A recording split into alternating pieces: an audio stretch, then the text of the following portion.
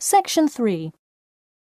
You will hear two students called Jane and Mark talking to their tutor about the project assignments for their senior thesis.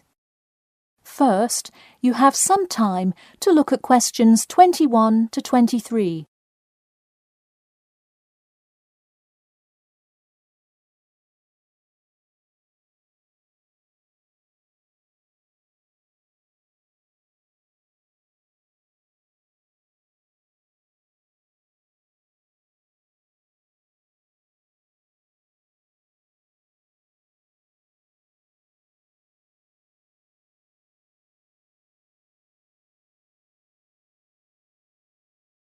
Now, listen carefully and answer questions 21 to 23. So, you were both given your project assignments for your senior thesis today, right? Yes, and we already have to submit our topics next week. But how could they give us a grade this soon? No, next week's due date will not be counted towards your final grade.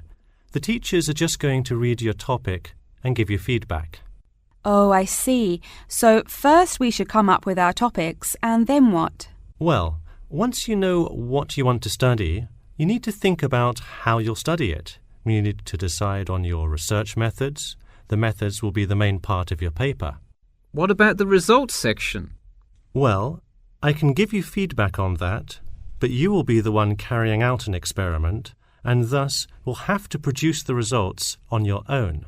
What I would like to do today is practice writing research papers before you even begin your report. I'll give you samples of old data from past experience, and you can practice writing results and drawing conclusions. I think that would be really helpful. Yeah, it sounds like a lot of extra work, but I'm sure it would make our actual project easier. You're exactly right. So let's get started. First, let's try this simple experiment on fruit flies. Read the information and then take 25 minutes to summarize a results and conclusion section. That's really important. Pay attention to the time limit. OK, does it still have to be 6,000 words? No, don't worry about that. What if we get off topic? I wouldn't worry too much. You'll have so much information to write about that it should be easy to stay on topic. Before you hear the rest of the talk, you have some time to look at questions 24 to 30.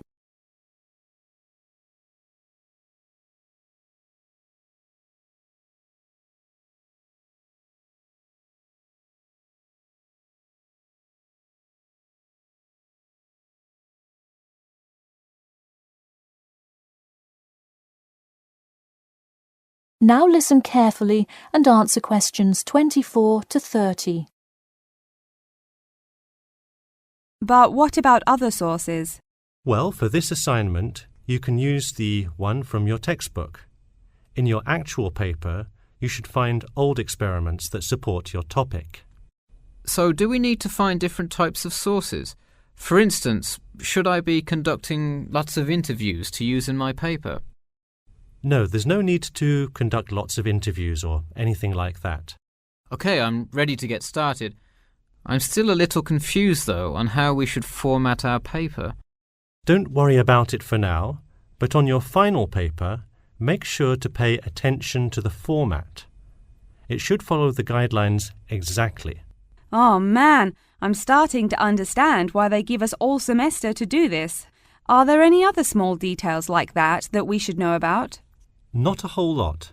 Make sure you provide 2 copies. One for your teacher, of course, but one for yourself as well. And of course, you know the due date, right?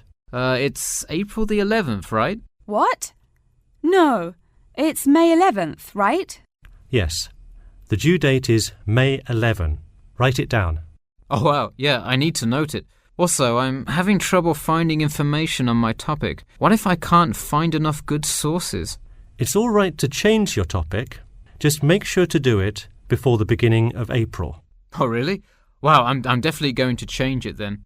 Just make sure to write a note to your teacher letting him or her know. OK, so getting back to writing this sample paper, where do we start? Should I just explain the experiment and what happened? Well, you need to start with your hypothesis.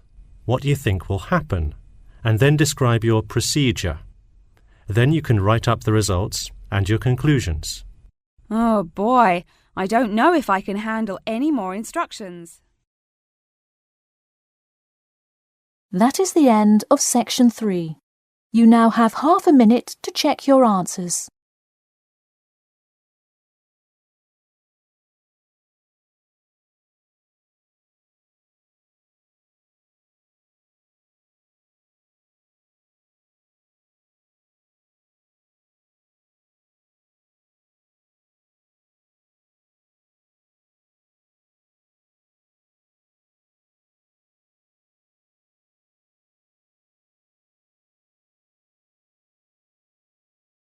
Now turn to section 4.